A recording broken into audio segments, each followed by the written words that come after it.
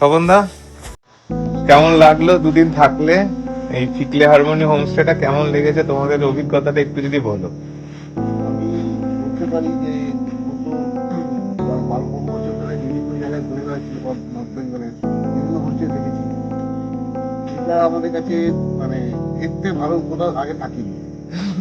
সব দিক দিয়ে বলতে পারি, মানে এটা ভিউ বলুন, এখানে হসপিটালিটি বলুন, সার্ভিস বলুন, অ্যাম্বিয়েন্স বলুন, এত সুন্দর ডেকোরেশন, এইসব এই যে সেলফি পয়েন্ট, মোল্লা, অনেক জায়গায় পাইনি আমরা। আর এনাদের তো কথা বলে যারা আছেন তারা অসাধারণ, ওদের সার্ভিস ওভারঅল মানে 100-এ 100, কোনো কথা হবে না। আমি সবাইকেই বলবো যে একবার আসুন, দেখুন, অবশ্যই ভালো লাগবে সবাইকে, অবশ্যই ভালো লাগবে।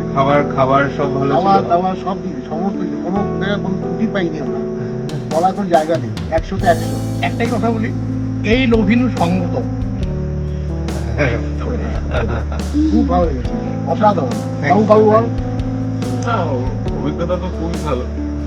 এখানে এসে এরকম একটা সুন্দর জায়গা, সুন্দর একটা অ্যাটমসফিয়ার, এনাদের সার্ভিস, হসপিটালিটি এবং ঘরদোর সবই খুবই ভালো, খুবই ভালো, মানে 100ই মার্কস দেওয়া যায়।